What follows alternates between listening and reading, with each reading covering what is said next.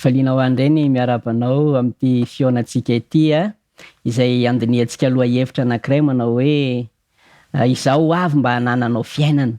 Kristy io resahantsika io ka ahafahantsika mamantatra fahasambarana indray, ilay sambatra 5 ao bokin'ny Apokalipsy indray zany ity fotoanan'io ity, dia ndeha hipetrakantsika eo am-pelantanan'i Kristy izany fotoana izany amin'ny alalan'ny mivavaka.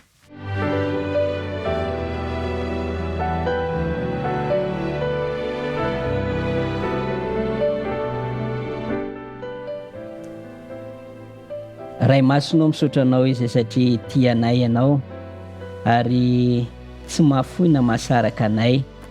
Eny efa nataonao mihitsy aza ny zavatra rehetra hatramin'ny hoe mandefa anjely ambina anay, hatramin'ny hoe mandefa ny fanahinao masina ho mpitaridalana anay mandrakariva. Tompo malalo, aoka mba ho aminay mandrakariva izany fahasoavanao izany ka tsy ho diso anjara amin'ilay fiainana mandrakizay izay atolotra ao ihany koa izahay. Gatana amin'ny anaran'i Kristy izany mivavaka izany. Amen.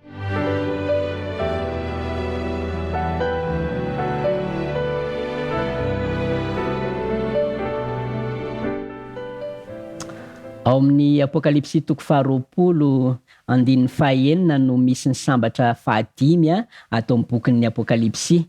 Deo vakitsika amin'ny anaran'i Kristy izany teny izany. Apokalipsy 20:9. Zao vaky ny teny amin'ny anaran'i Kristy: sambatra sy masina izay manana anjara amin'ny fitsanganana voalohany. Ireo tsy mba hanana ny fahafatesana faharoa fahefana fa mpisoron'Andriamanitra sy Kristy ireo ka hiara-manjaka aminy hariva-taona. Irian'Andriamanitra ho sambatra sy masina indray zany izaho sy ianao amin'ity sambatra 5 ity, ary misy toromarika omeny ao dia ny hoe mba hampatonga antsika ho mpisoron'Andriamanitra sy mpisoron'i Kristy zany ka hiara-manjaka aminy mandritry ny hariva-taona. Zany nge ilay fiainana atolotr'Andriamanitra antsika, fiainana tsy manam-pahataperana, ary tia no asy ianao izany. Fa mba hatanteraka an'izany dia ozy izy manao hoe mila manana anjara amin'ny fitsanganana voalohany zany izao sy ianao. Amin'izay tsy hanana ny fahafatesana faharoa fahefana.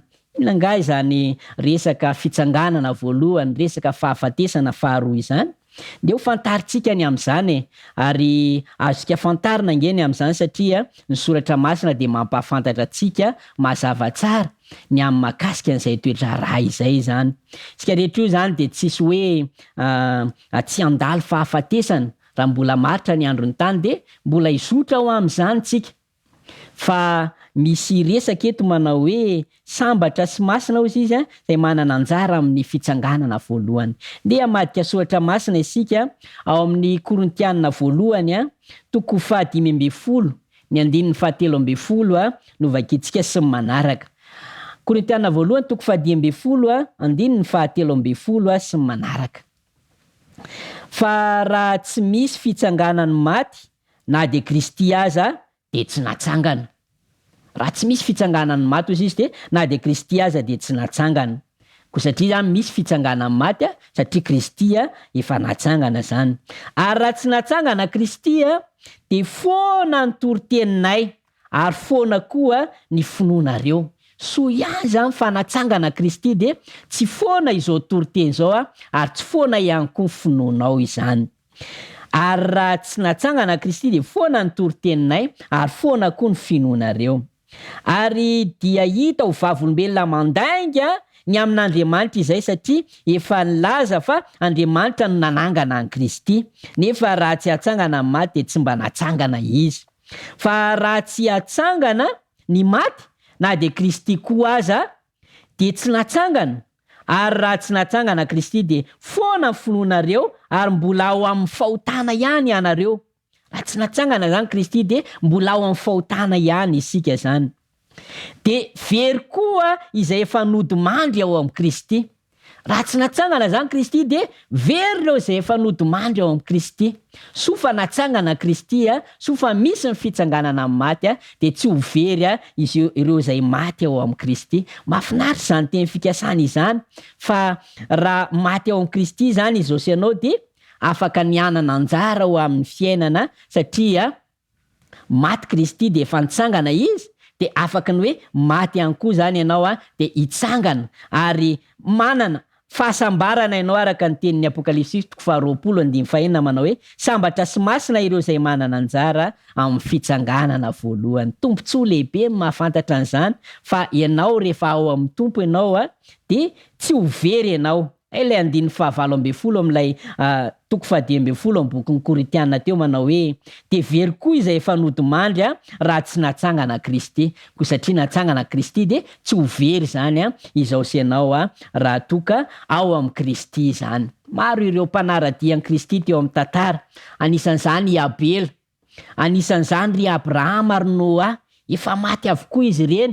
Anisan'izany Daniel izay nahazo ny teny fikasana hoe ndana aloha ianao matory Daniel fa hitsangana ho amin'ny anjara ianao any aparany. Nandalo izany fahafatesana izany Job. Misy martiora Jesosy Kristy be da be ao amin'ny Hebreo 1:10 fa izy ireny de mbola mandry eo amin'ny vovoky ny tany hatreto aloha fa soa ihany fa natsangana Kristy. Fa raha tsy natsangana Kristy de ho very any zany izy ireny ary ho foana ny finoana izy ireny. De toy izany ihany koa zao sy ianao eo mpanarahana dian'i Kristy mety handalo fahafatesana fa maty ao amin'ny tompony ianaranao amin'izay fotoana izay, fa hitsangana ianao amin'ny fitsanganana voalohany izay ho teny fikasana ao amin'ny Apokalipsy 20:25 manao hoe sambatra sy masina izay manana anjara amin'ny fitsanganana voalohany, izay tsy mba hananany ny fahafatesana faharoa fa efana zany. Tombontsoa asy ianao ny manana izany fitsanganana izany. Ny bokin'ny Hebreo 12:5 ny 5:30 de miresaka ny atsara ny fitsanganana voalohany tenenin'ny bokin'ny Apokalipsy io. Ahoana ny ilazany azy?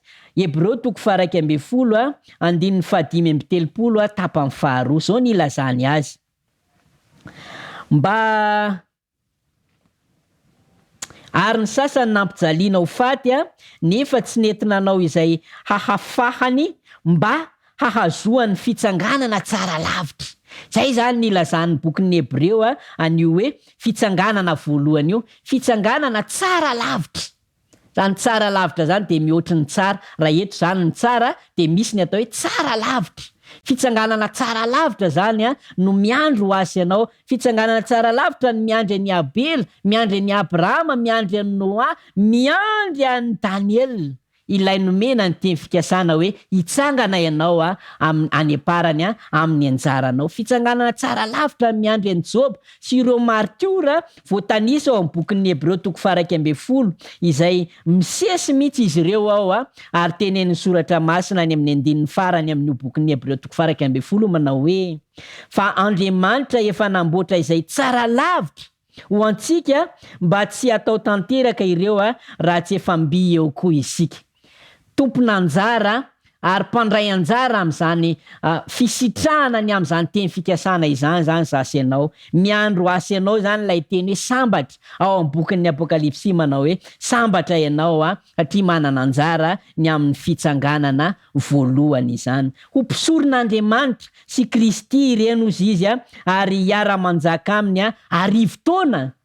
Amin'ny fihevian'i Kristy fanroany zany de ho lasa mpisorona ianao, ho lasa fanjakam-pisorona ianao, mpisoron'Andriamanitra ianao amin'izay fotoana izay de hiara-manjaka amin'ny Kristy andritry ny arivo taona ozy izy io teny fikasana izay mipetraka ato amin'ny bokin'ny Apokalipsy io.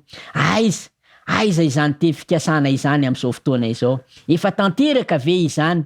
Eo am-piandrasana izany izao sy ianao. Kanefa eo am-piandrasana izany de misy ny fiaikana. Ao amin'ny bokin'ny Petera de mipetraka ilay fiaikana.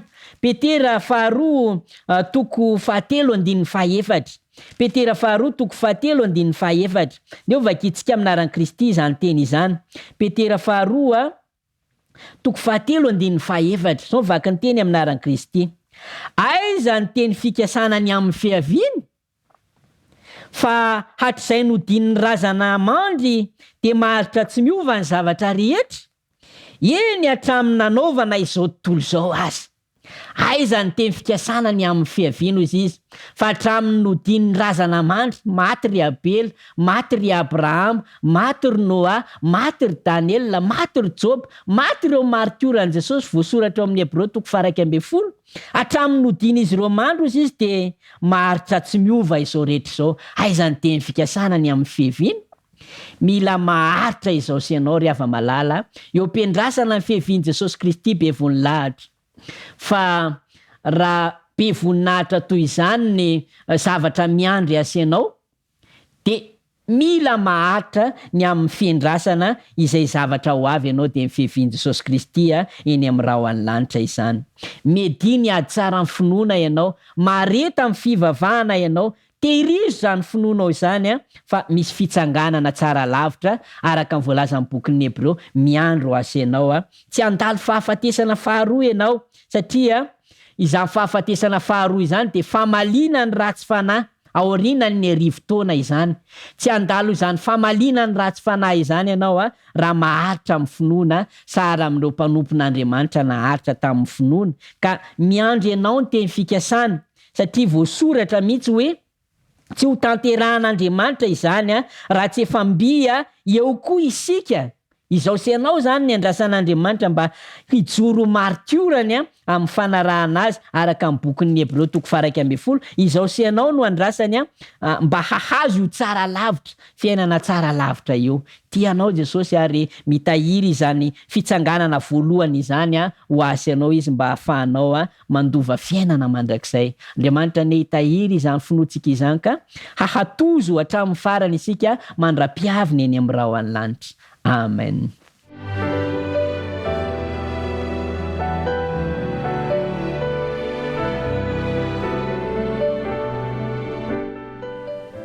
Andeha hivavaka isika. Misaotra Andriamanitra satria tianay ianao ary tsy avelanao ho tratry ny loha izahay rehefa mby avy eny amin'ny rahoan'ny lanitra ianao. Tsy avelanao voafatotro ny fahafatesana izahay rehefa mby avy eny amin'ny rahoan'ny lanitra ianao fa ho atsanganao izahay ary manana anjara izahay raha manana izany anjara efa nilalovany Kristy izany satria efa natsangana tamin'ny maty Kristy de afaka ny ho atsangana amin'ny maty ihany koa ireo izay mpanaradia an'i Kristy satria efa natsangana tamin'ny maty Kristy ho santatra ireo izay efa nodimandry de afaka ny tsy ho very ihany koa izahay satria manana an'izany Jesosy Kristy efa nandresy ny fahafatesana izany. Ray malalo tehirizo anay ary zany fiainana mandrakizay izay homaninao anay izany ka sanatiavina mandalo fahafatesana izay amin'ny fiavianao be voninahitra de ho atsanganao izay satria maty ao amin'ny tompo izay tsirairay avy. Tehirizo amin'ny finoana izay Andriamanitra ary aza vela ho levina izany finoana izany. Ngatahanay sirina amin'ny anaran'i Kristy izany vavaka izany. Amen.